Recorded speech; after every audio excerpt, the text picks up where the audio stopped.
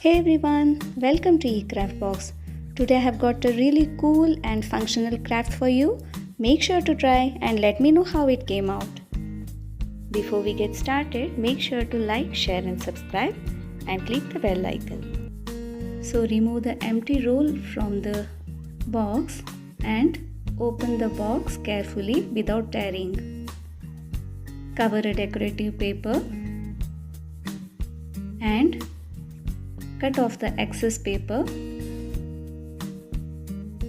Also, make all the slits which were already existing in the box. It will look something like this. And remember not to cover the blade part of the box. This is how it will look. Now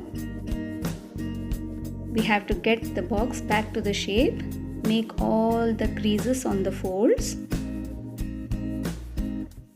and bring the box back to the shape. Add glue if you wish.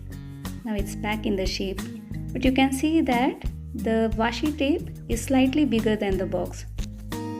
So what we do is fold these two flaps into half and make nice crease, so that instead of 2 folds we have 4 folds now. Can you see? Because of this, a cavity is created here. Can you see? And so our washi tapes will fit in perfectly. Just pull, cut, and we have a piece of washi tape.